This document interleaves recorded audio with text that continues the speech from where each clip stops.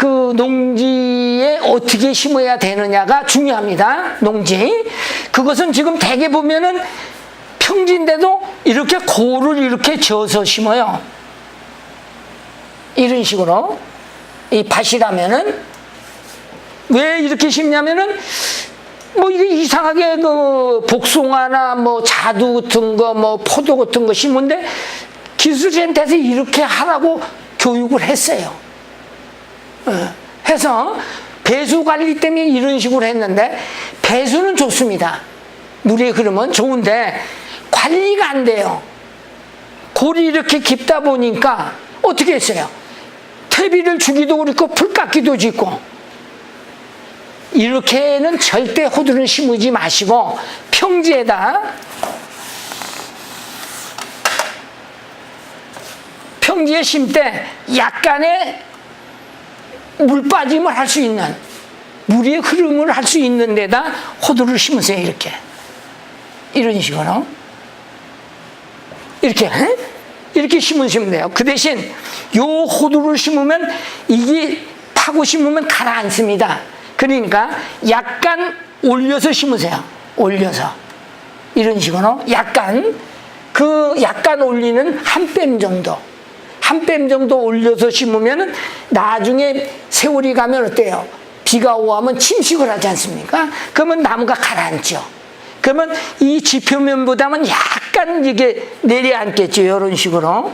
이런 식으로 심어야지. 아까 같이 고를 이렇게 짚혀서 나무를 심으시면 절대 후회할 겁니다. 이런 식으로 심으시고, 그 다음에 심는 방법입니다. 심는 방법은 묘목이 있고 뿌리가 이렇게 있어요.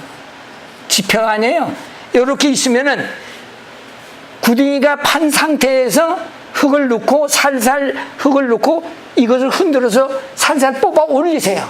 한 뼘 정도 이 나무를. 그런 다음에 흙을 이렇게 덮어서 밟아주시면 돼요. 한 뼘 정도, 지표에서 한 뼘 정도만 끌어올리세요. 그러면 땅보다는 호두나무가 높겠죠. 그런 다음에 이렇게 흙을 복토해 주세요. 그러고서 이제 부지포나 이런 걸 깔아주시고, 거름은 어디다 주냐면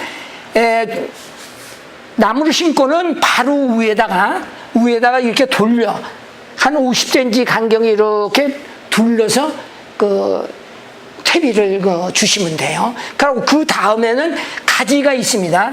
나무가 이렇게 나오면 이 가지 나온 이 끄트머리 있죠. 이 가지 끝에서 요 사이에 원형으로 딱 퇴비를 주시면 돼요. 그리고 퇴비는 좀 많이 줘도 상관이 없어요. 비료는 많이 주면 안 되지만 퇴비는 좀 많이 줘도 작물이 저 먹을 만큼만 먹게, 더 이상은 안 먹습니다. 그러나 비료는 안 그래요. 많이 들어가면 어때요?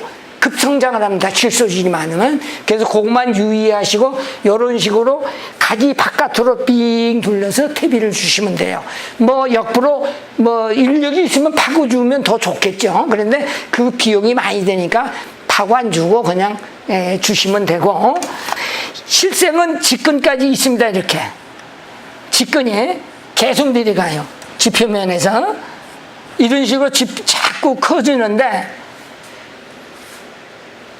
요게 이제 단점이 뭐냐면 모송인자를 100% 갖지 않습니다. 어떤 거는 모송인자보다 더 나은 우성인자가 발생이 되고, 어느 거는 모송보다 더 못한 것이 나와요. 그거는 아무도 모르겠죠. 제가 경험한 의의에서는 그렇게 돼 있어요. 그러나 전목은 모송인자를 100% 갖습니다.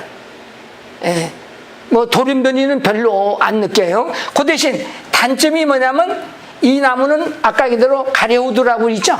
가래우드다 접을 붙여요. 접목은 조금 이따 말씀드릴게요. 접을 붙이는데 이게 직근이 없어요. 천근성이 이런 식으로 옆으로만 뻗어요. 그래서 지표면에서 뭐 20cm, 30cm 요 정도밖에 뿌리가 안 내려요. 그래서 나무가 크다 보니까 뽑혀요. 태풍만 불면.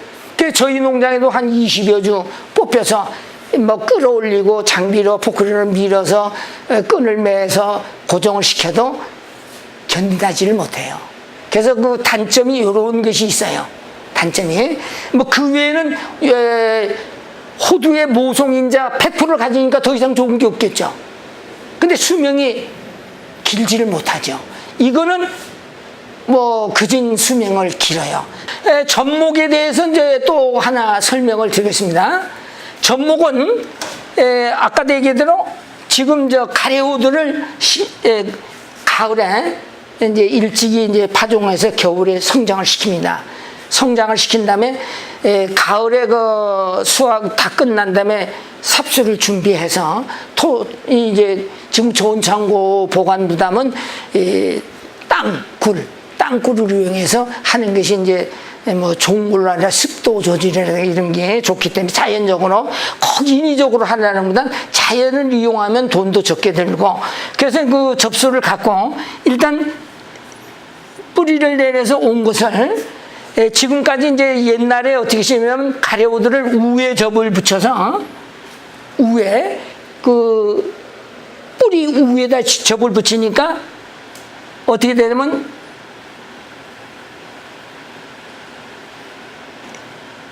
등치는 한 20cm, 30cm 올라와서 호두나무는 굵고 가래호두는 안 크기 때문에 자라요.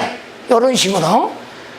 이런 식으로 되니까 이제 그 황석인 박사나 이문호 씨가 그 한 20년 전, 30년 전에 그분들이 이제 연구를 한 게 이제 요것을 뿌리 있죠, 뿌리.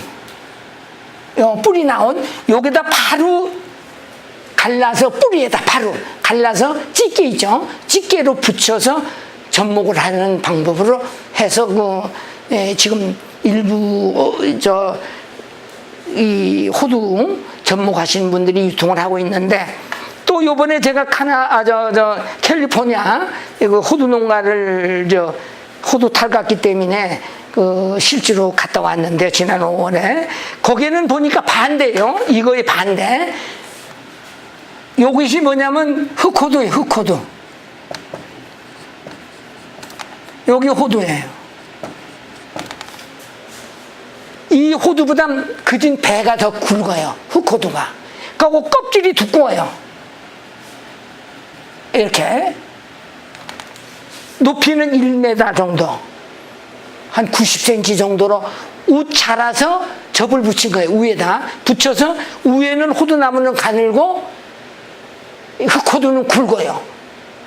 그러니까 이거 옛날에 반대겠죠. 옛날에 가래호두는 안 크고 호두나무는 굵고, 근데 이제 일반 호두는 가늘고 흑호두는 더 굵더라고.